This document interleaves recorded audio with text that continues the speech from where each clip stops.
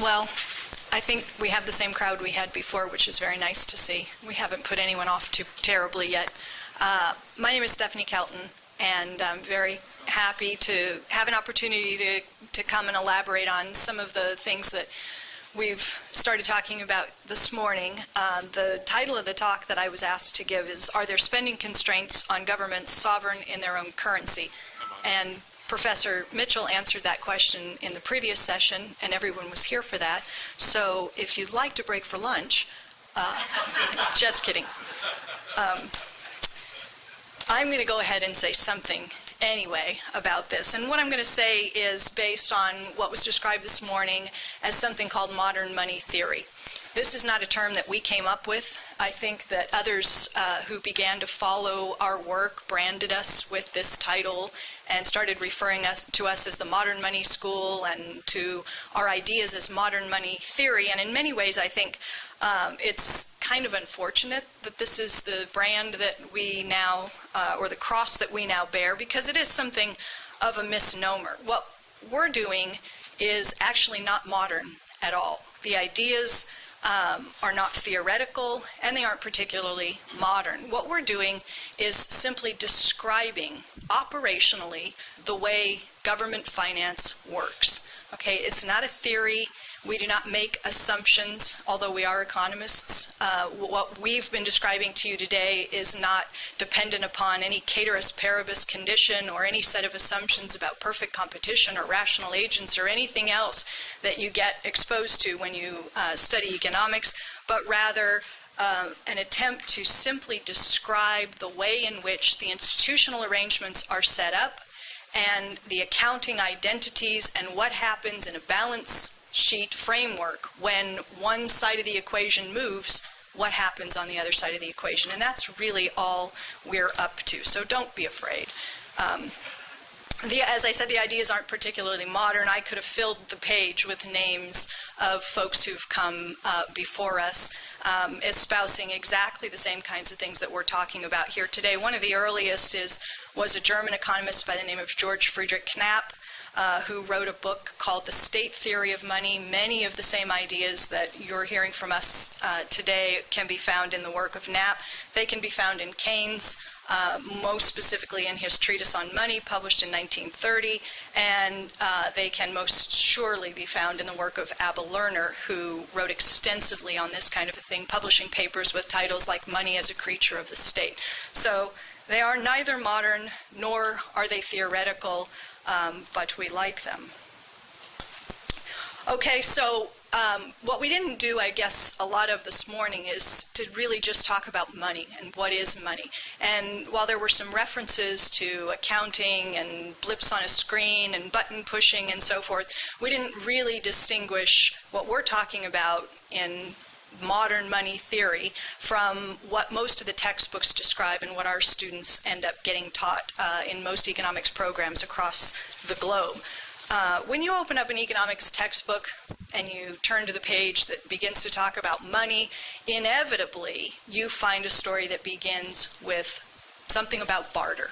And once upon a time, man trucked his wares to the local trading venue because he's pre-programmed to truck, barter, and exchange, as Adam Smith told us, and there was no currency around. So you had to lug your clay pots and your shoes and your fish and whatever else you may have specialized in the production of down to some local trading venue where the only way the exchange could take place is if you happened to come upon the person who not only had what you wanted, but wanted what you had.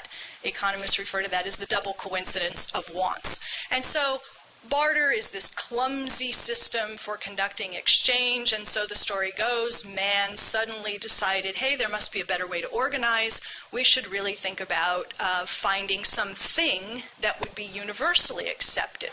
And lo and behold, they hit on money, primitive forms of money first. The textbooks tell stories of things like pebbles and shells and feathers and beads and all of that, and later discovering money things like precious metals, okay, which had nice properties that fish and other commodity monies didn't have, in that they would serve as a good store of value. They were easily divisible. They were portable. You put your coins in your pocket and go conduct your exchange. Okay, but the story is always told that this somehow happens spontaneously. The private sector figures out that there is a more efficient way to conduct exchange. They choose to use money. They decide what money is. And this all happens without imposition from any authority, no state, nothing like that. Okay, so the money is stateless. And then, of course, over time, money evolves, I'm still in the textbook story, from things like primitive money to gold and then to paper with gold backing. People take paper in exchange for real goods and services, and the argument is, well, but at the end of the day, it's as good as gold. So they continue to accept the paper. Well, and then the story gets more difficult to explain for this group. Sometimes we call them the metalists. Because when you have a pure fiat money system, why do people accept currency that is intrinsically worthless, backed by nothing of value, and yet people will beg, borrow, steal, toil away the day in order to get these otherwise worthless pieces of paper? And so what we like, what we prefer, is the story that's been dubbed, or the approach that's been dubbed modern money theory, which traces the nature and origin of money to the early authorities. Randy has written a lot about this in his Understanding Modern Money book, from the early temples and later to the nation states, and we could go on and on about this, but that's not what I want to do. But it does trace the origin and nature of money to some power authority. That is, that money does not emerge spontaneously by the will of the people, but it is imposed on them. How is it imposed on them? It is dictated by the authority. It is chosen. The authority establishes that you all must pay something to me. I defined the unit of account. In the United States, the unit of account is the dollar. So I say, in what unit you must pay obligations to me, and then I tell you what you have to do to eliminate those debts. And so I impose a tax liability on you. I make you indebted to me. Now you need to do something to eliminate your obligation to me. And I tell you how you can do that. In the United States, you can earn dollars. You pay your tax obligation to the state in U.S. dollars. That gives value to the government's otherwise worthless pieces of paper and allows them to move real resources from the private to the public domain. Okay, so we have a very clear way to answer the question, why is fiat money accepted? Whereas our textbook counterparts have some difficulty with that. If you push them too hard, they say, well, Pavlina accepts dollars from me when I go into her shop because she knows that she can pay Warren her rent with those dollars. And then you say, well, why does Warren take them? Well, Warren knows that he can pay Marshall when he rents a car from him. Well, why does Marshall take? Well, Marshall knows that Randy will take them. And we'll get into this infinite regress problem. They really have no answer, is the problem in that theory. So the modern money approach accepts that the value of the currency derives its value from the state's willingness to accept it in payment to the state, to eliminate obligations to the state. Now, there are lots of things that obviously circulate as money things. The government's money is not the only thing out there.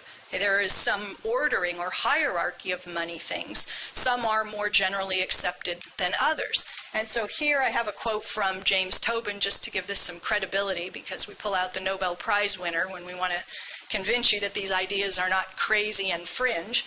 And James Tobin said in a book in 1998, in advanced societies, the central government is in a strong position to make certain assets generally acceptable media. By its willingness to accept a designated asset in settlement of taxes and other obligations, the government makes that asset acceptable to any who have such obligations, and in turn to them and to others, and so on. So Pavlina takes it because she has obligations to the state. If she herself doesn't, she knows she can find someone who does. That's why this thing is special. That's why the government's IOU is special. And those of us that have done some work in this area and talking about a hierarchy of money would argue that the reason that the state's IOUs, state money, sits at the top of the hierarchy is because it is the most generally accepted, and it gains its acceptability by virtue of the state's proclamation that we all need it in order to eliminate our tax liability. So modern money theory stresses the relationship between the government's ability to make and enforce tax laws on the one hand, and its power to create or destroy money by fiat on the other. I would define as a sovereign government a government that retains these powers. Okay, they are sovereign in their own currencies. Among others, examples of governments with sovereign currencies, the United States, Canada, the UK, Japan, Australia, all sovereign in this regard by this definition. So the question then becomes, for a sovereign government, how much can it spend? Can it afford Social Security, Medicare, tax cuts? Is the current path sustainable? Isn't inflation going to be a problem? Will we bankrupt our children and grandchildren? What if the foreigners decide they don't want to hold our bonds? Okay, I'm only going to answer a couple of those questions in this talk because many of those are designed to be answered by other panelists later today. So here we have the analogy, right? This is what most students who study economics are taught, and Ross Perot, I think, deserves a lot of credit for the fact that people think in these terms today, or blame, as the case may be. Ross Perot told us early on, just like the government, every American has to live within his means. And President Obama has told us that the government is out of money. So what is the basis for this household government analogy? The household clearly has a budget constraint. And we also teach that in our economics classes. Macroeconomics teaches students how to maximize utility subject to some constraint. Face a budget constraint. Hey, how much money can you spend? You can spend everything you receive, either working or unearned in some capacity, gifts, interest, earnings, whatever it is, after taxes, plus everything you can borrow. That's what you can spend.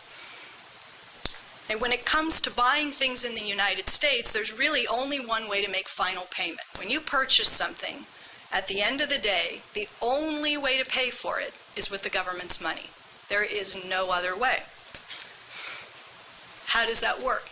And so here's an example. Suppose that you go out to dinner and you purchase your meal with your Visa card. Is that the final payment? No. Right? You get a bill in the mail from Visa, and what do? You write them a check. Is that the final payment? Well, maybe the last time you see anything happen, but it's not the final payment. At the end of the day, Visa doesn't want your check. It doesn't want what you've written down. What it wants is a credit to its bank account, and that happens as that check goes through a clearing process and Visa's bank account is credited with reserves. What are bank reserves?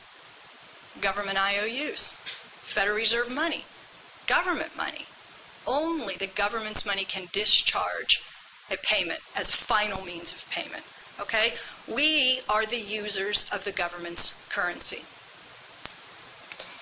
In contrast, the government is the issuer of its currency. It is not like a household. Okay? It doesn't have to raise money by borrowing or collecting taxes in order to spend. Those of us in the private sector have to earn or borrow dollars before we can spend. The government must spend first.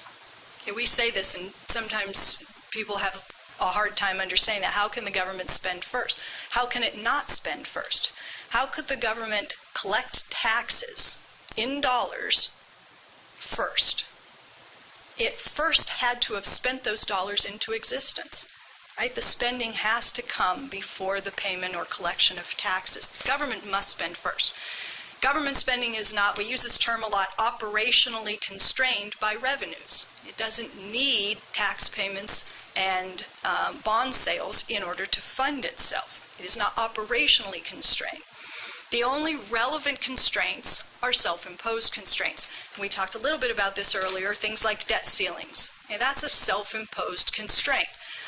Rules that prevent the Treasury from running an overdraft in its account at the Fed. That's a self-imposed constraint, right? It is a constraint that is imposed by Congress. Rules that prevent the Fed from buying Treasury bonds directly from the Treasury, so-called monetizing the debt. It's self-imposed constraint. How does the government actually spend? It spends by writing checks on its account at the Federal Reserve Bank. What we see and what we hear all the time is that the government is spending 100, taxes are 90, and it sells bonds equal to 10. So what we see is an attempt to coordinate the government's spending with taxes and bond sales, and it creates the illusion that what's happening is that the government is taking money from us and using it to pay for the things that it purchases. Okay, but that's not really what's going on. As Warren likes to say, the government neither has nor does not have any money at any point in time. It is simply the scorekeeper. So what happens when the government spends? Let's suppose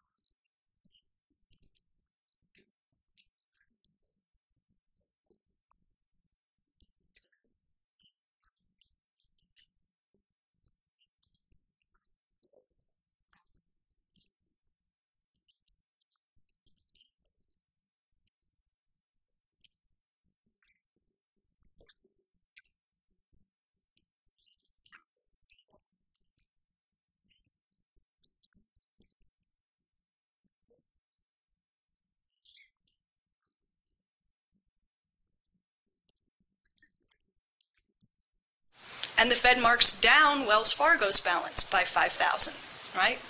What happens at the, oops, everything disappears. What happens at the end of the day, the effects of paying taxes, see, when you pay taxes, there's nothing there. Everything just disappears. The monetary base decreases. Bank reserves go down by 5,000, so the base goes down. The money supply also goes down because you drew on your checking account. So the money supply goes down by 5,000, the narrow measure M1, and the monetary base goes down as well. Paying taxes destroys money. It doesn't give the government anything. It doesn't get anything. It eliminates those liabilities. They are, for all intents and purposes, destroyed. And that's if you pay with a check. What would happen if you actually sent the government your cash? Every once in a while, it seems like you hear about some crazy person does this in protests. They get a huge sack, usually of coins, just to make it really offensive and difficult, right, on some poor bean counter. But let's say you have a liability, a tax liability, and it's $100, and you just mail in a $100 bill. Apart from the shock of opening the envelope, well, what are they going to do with this, right? What do we do with this? Send it to the Fed, right? That's where the Treasury banks. Goes to the Fed, and what do they do with it? They shred it. They shred it. Why would they shred it? I mean, literally shred it, right? If they needed it to buy things, if they could use it to spend, because they don't use it to spend and they don't need it to buy things, right? So why bother collecting taxes at all if the government doesn't need our money? And this came up earlier. Lynn raised this question. Okay, why bother collecting taxes? When we pay our taxes, whether by cash or by check, all we're doing at the end of the day is returning to the government its own liabilities. That's all we're doing. And they say, thank you very much, and the transaction is done. They don't get anything that they can turn around and spend. They get their own IOU back from us. Okay? That's the end of the transaction. So why do it?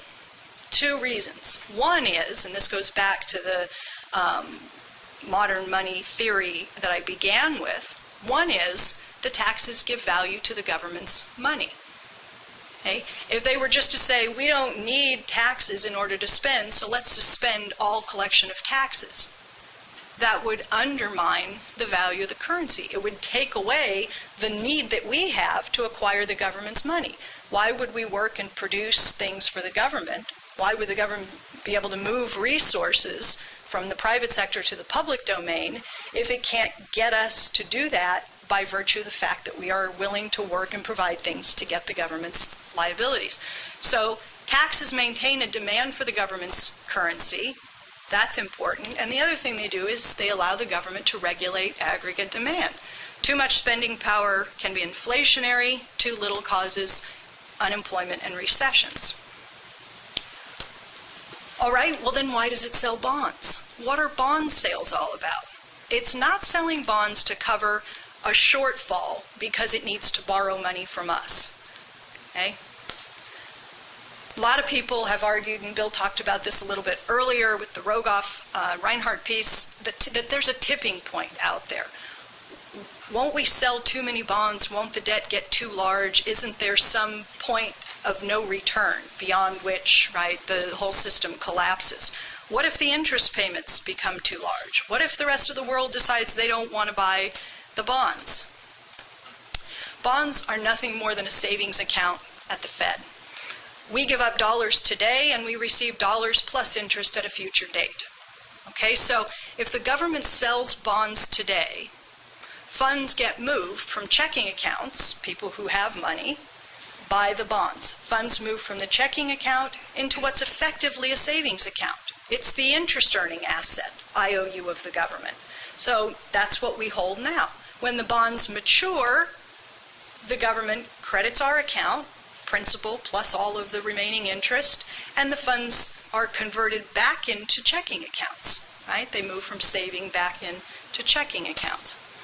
So if you want, I couldn't get the 12 trillion, I wanted the actual number, right? 12.4, wherever we are today, but this is as recent as I could find. This is the national debt clock, right? The sum total of all of the outstanding bonds that the Treasury has issued. And what we would argue is that we shouldn't call that the national debt clock. We should just rename it.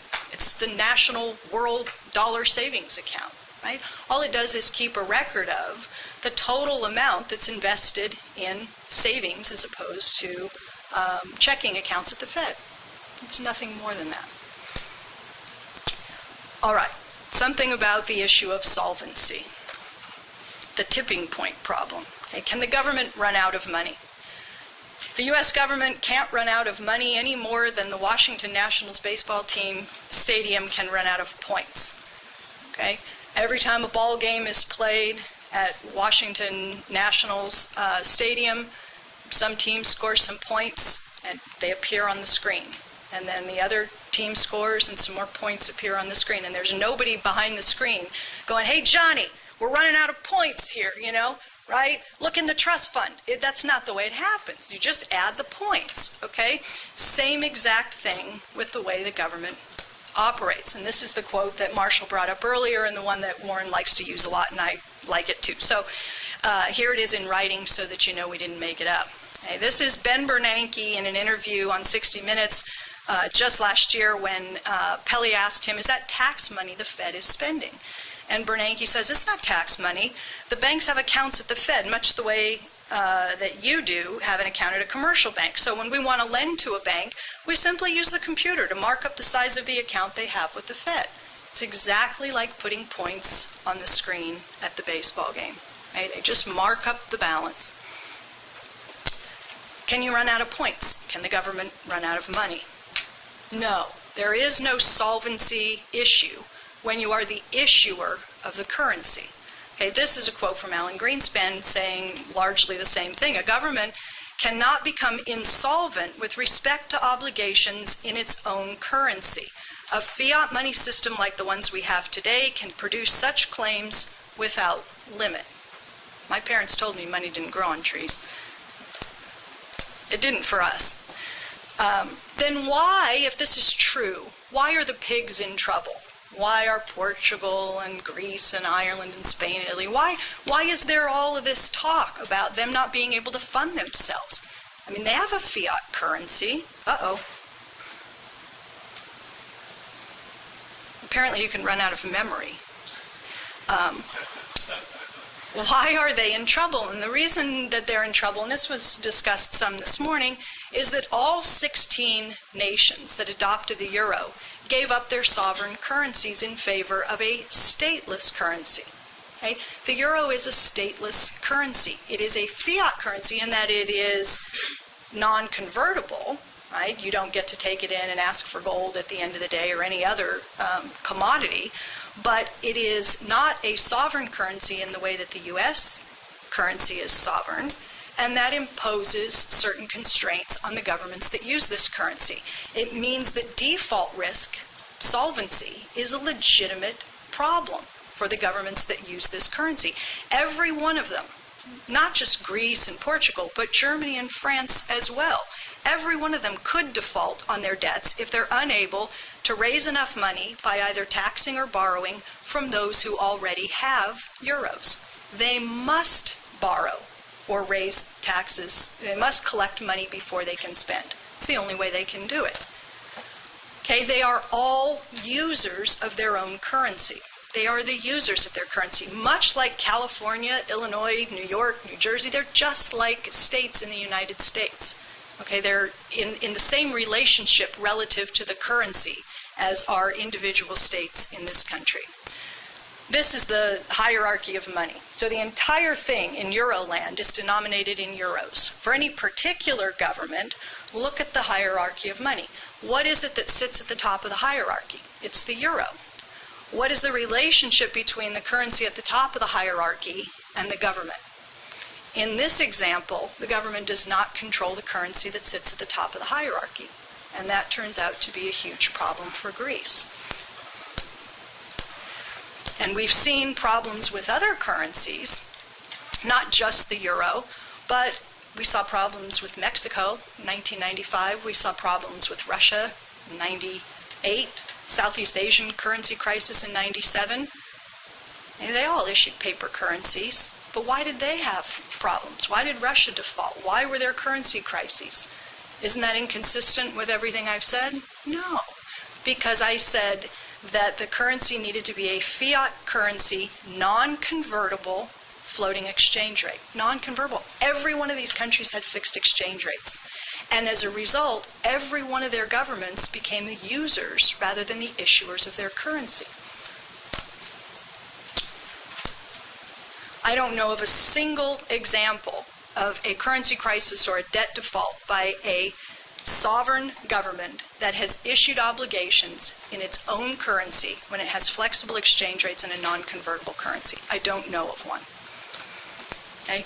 The U.S. can control its currency and therefore, by implication, its economic destiny. There is a relationship between the power the state has in the monetary sphere and the power that it can exert in the political policy sphere.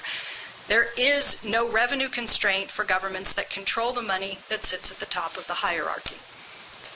Does that mean that we should spend without limit? No. No, emphatically no. Right? As the economy recovers, spending will need to be regulated to prevent inflation.